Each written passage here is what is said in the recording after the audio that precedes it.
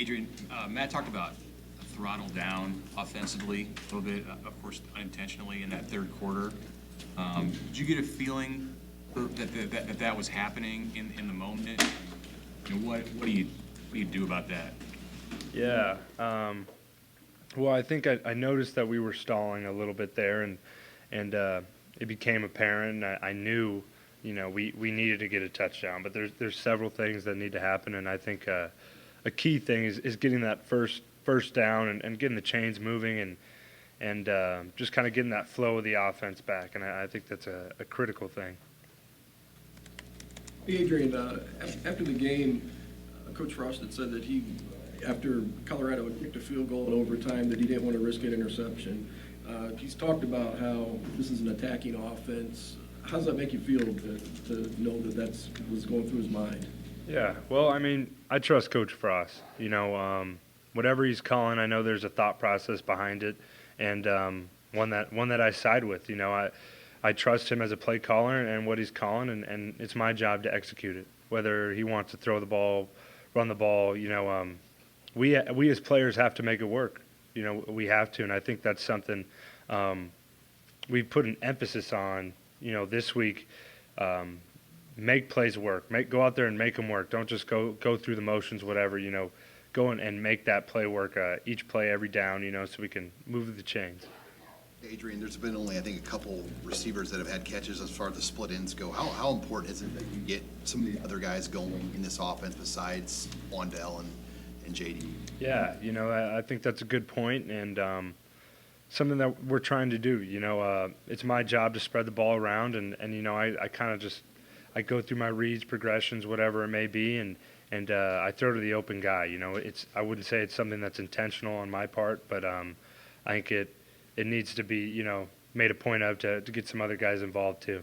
Is your process of reviewing a game differ from win to loss? In other words, if it's a loss, do you go directly to the thing you thought lost the game, or if it's a win, do you still look at the plays where you make mistakes? What's your process as you review a game? Yeah, well, I would say it's the same.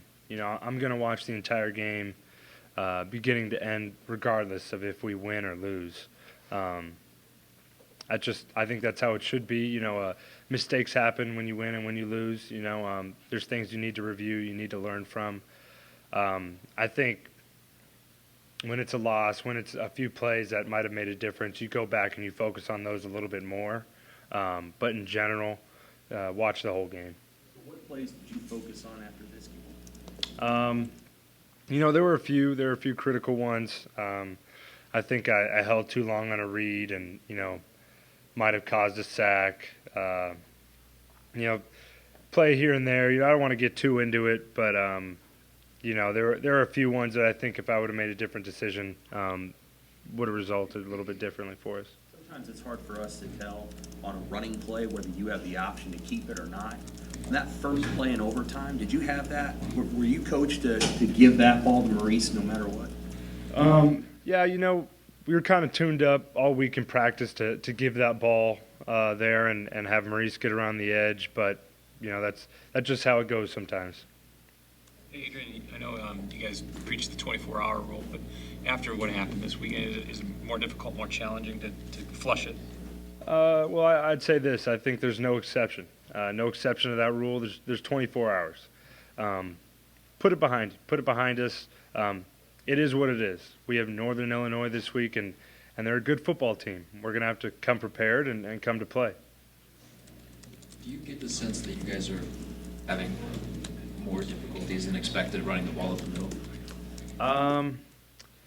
I wouldn't necessarily say that. I think it's something we need to improve on. There's no question about. And I think our running backs, our line, I know that. I think it's something that we can all make a difference in improving, running the ball there. But it's going to be a work in progress and something we're going to have to keep on building on. Each week, each day in practice. It's something that we can improve, and I think we will. Adrian, can you express or explain a little bit about how far you feel like you advanced from last year in going through those reads that you talked about, like within the offense, finding your second or third option? Were you especially? Did you feel like you were especially good at that as a freshman, and how far do you feel like you've come in that area?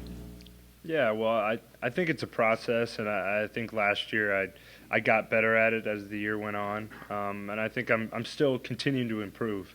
I do feel like I'm a lot better this year than I was last year, and that's something that Coach Verduzco, me and him, we constantly work on, constantly try and get better at, being quicker, more efficient, and it'll be an ever-going process. Anything else for Adrian? Okay, thank you. Your thoughts about Northern Illinois? Yeah, well, they're a good football team.